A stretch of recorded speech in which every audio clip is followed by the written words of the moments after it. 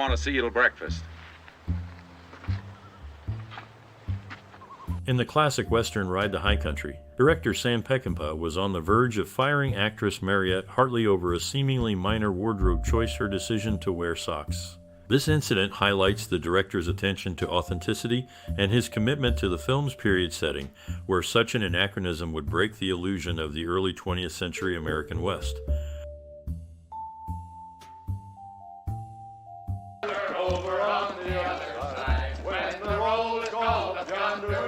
Ride to High Country is a film that takes place in the early 20th century, focusing on the twilight years of the Old West. Directed by Sam Peckinpah, it features Randolph Scott and Joel McCrea as aging lawmen who are hired to transport gold from a mining community through dangerous territory. Mariette Hartley plays a young woman they encounter along the way who is also seeking a new life.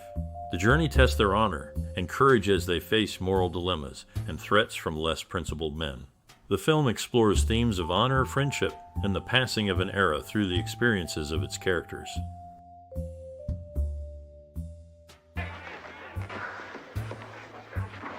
Let her go. In the 1962 film Ride the High Country, Randolph Scott portrayed Gil Westrom and Joel McCrea played Steve Judd. Both actors delivered performances that stood out in their long careers. Scott, in particular, chose to conclude his acting career with this film, feeling that it represented the pinnacle of his work in cinema. McCrea, although not retiring immediately after this film, also recognized the significance of their roles in this Western classic. Directed by Sam Peckinpah, the movie became a notable part of both actors' filmographies, marking Scott's retirement with a role he was proud of and setting a benchmark for McCrea before he eventually retired from acting. The film is often remembered for its reflective look at the end of an era for the Old West, paralleling the closing chapters in Scott and McCrea's acting journeys.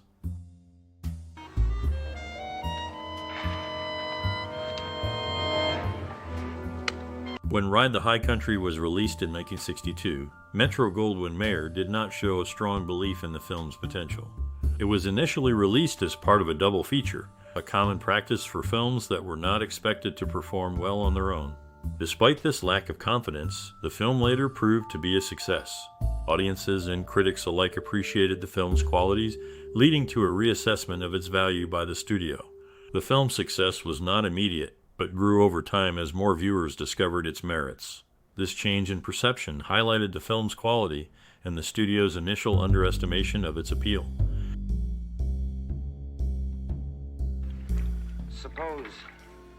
Suppose on the way back I was to pick you up. The 1962 film Ride the High Country was initially planned with Gary Cooper and John Wayne as the leading actors. However, due to Gary Cooper's untimely death, the roles were recast. The film, directed by Sam Peckinpah, is now celebrated for its portrayal of the twilight years of the Old West and the passing of an era. It follows two aging lawmen on a final job, reflecting on their lives and the changing times. Despite the change in casting, the movie received critical acclaim and is often cited for its strong performances and thematic depth.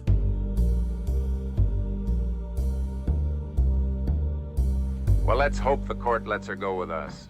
Otherwise, we'll be a little short-handed. The 1962 film Ride the High Country was filmed in a variety of locations around Los Angeles, California. The production utilized the natural landscapes of Malibu Canyon for its scenic outdoor sequences, providing a fitting backdrop for the Western genre. Additionally, the 20th Century Fox backlot served as a controlled environment for other pivotal scenes.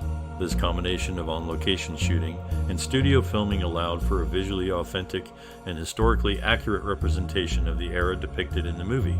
The choice of filming sites played a significant role in bringing the story to life, offering a glimpse into the rugged terrain and the constructed settings of the time.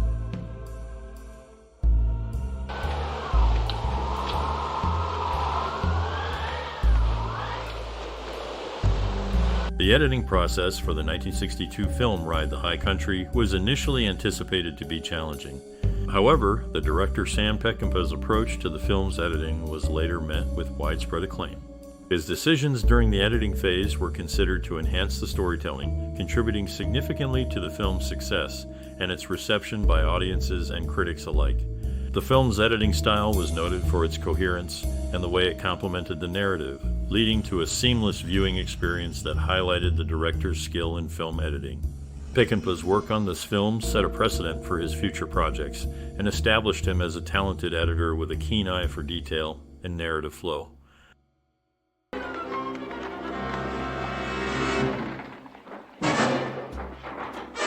In the 1962 film Ride the High Country, the casting process led to an unusual decision regarding the lead roles.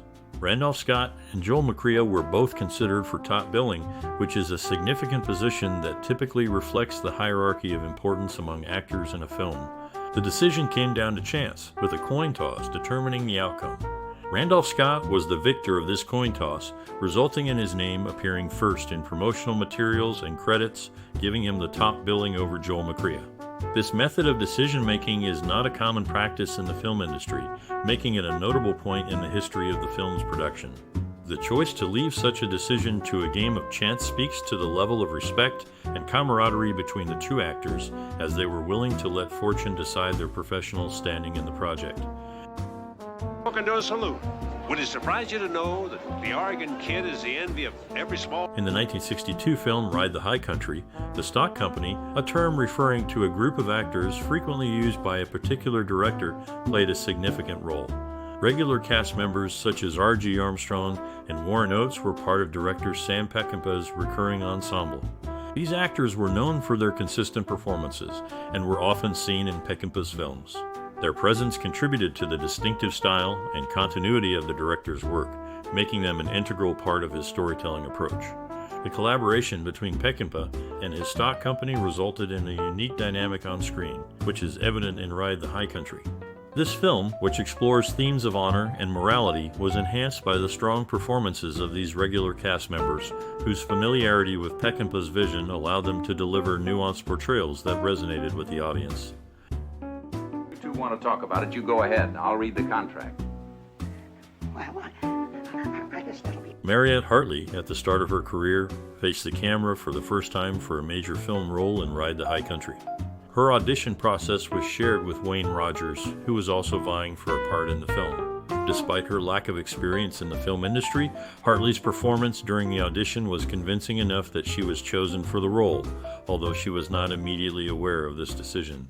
Her casting in this film marked the beginning of her journey in cinema, and Ride the High Country became a significant step in her acting career. Ain't enough for your damn dry gulching southern trash? We'll send out the girl! In the 1962 film Ride the High Country, director Sam Peckinpah displayed a particular interest in the visual presentation of the characters, especially in the case of actor Randolph Scott, who portrayed Gil Westrom.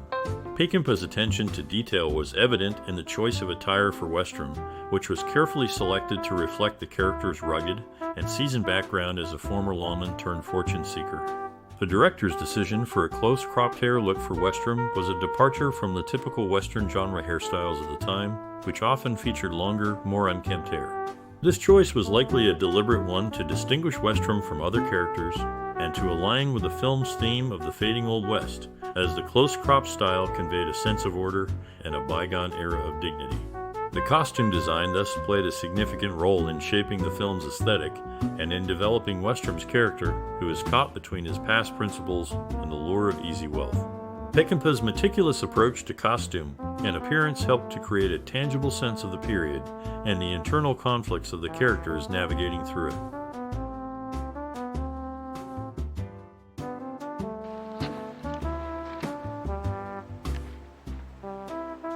In the 1962 film Ride the High Country, Sam Peckinpah's directorial style was characterized by a strict and authoritative approach.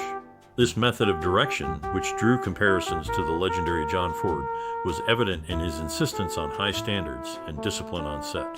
Peckinpah was known for his uncompromising nature, particularly when it came to the performance and dedication of his crew. His commitment to the craft led to instances where he dismissed crew members for their mistakes, reflecting his belief in accountability and the pursuit of excellence in filmmaking. This approach contributed to the creation of a film that was both authentic and reflective of Peckinpah's strong vision for his work.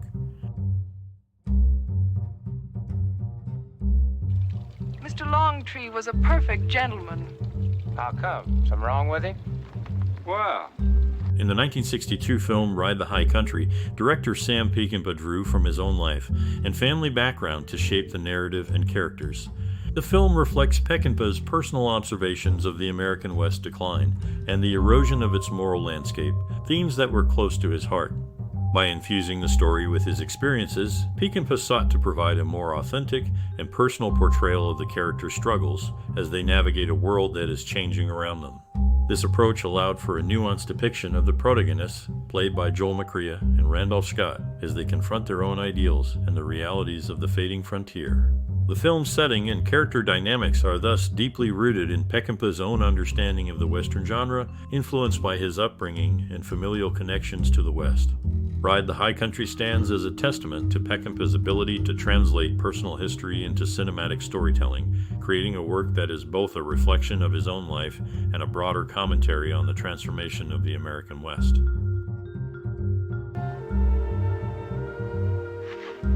I wonder where those other three went. In the 1962 film Ride the High Country, the character Steve Judd, portrayed by Joel McCrea, is a former lawman who embodies honor and integrity. Director Sam Peckinpah drew inspiration for this character from his own father, a man who stood for similar values. The film follows Judd as he takes on one last job, seeking to transport gold through dangerous territory. His journey is not just a physical one, but also a moral quest, reflecting on his life and the changing times. The character's depth is a reflection of Peckinpah's personal experiences and respect for his father, creating a character that is both strong and reflective, embodying the dignity and moral fortitude of an era that is passing away. This portrayal serves as a tribute to the director's father, adding a layer of personal significance to the narrative. Won't hurt them. Not them, only me. Sam Peckinpah, the director of Ride the High Country, was known for his strong personality, which was particularly evident during the production of the film. Despite his reputation for being difficult, especially under the influence of alcohol, he was also capable of showing warmth and kindness. His behavior on set could be unpredictable, but he managed to earn the respect and loyalty of many of his actors and crew members. They appreciated his dedication to filmmaking and his ability to bring out the best in their performances, even if it meant navigating through his challenging demeanor. Peckinpah's approach to directing was driven by his passion for storytelling and his desire to push the boundaries of the Western genre, which he did successfully with Ride the High Country.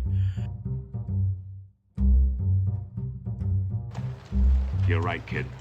Been wasting my breath. Tonight we move. I don't know. During the filming of Ride the High Country, director Sam Peckinpah was known for his attention to detail and sometimes unorthodox directing style. In one instance, he focused on the authenticity of the costumes, which led to a memorable interaction with actress Mariette Hartley. Peckinpah noticed that Hartley was wearing modern socks that did not fit the period setting of the film. He pointed this out to her in a teasing manner, emphasizing the importance of historical accuracy in every aspect of the production. He jokingly threatened to fire her over this costume mishap, highlighting his dedication to the film's authenticity.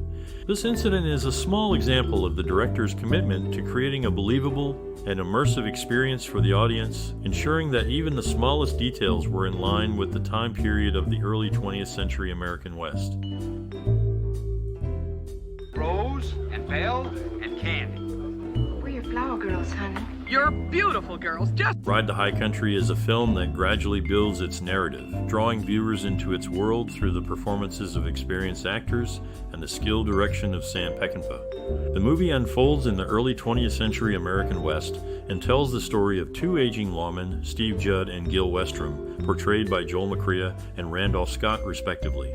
As they undertake a perilous job transporting gold from a mining community through dangerous territory, the film explores themes of honor, friendship, and the passing of an era. The chemistry between McCrea and Scott, both veterans of the Western genre, adds depth to their characters' complex relationship.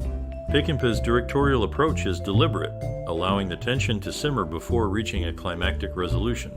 The film's pacing, combined with the authentic performances and thoughtful direction, creates a reflective and engaging experience that has earned it a place of respect in the genre's history.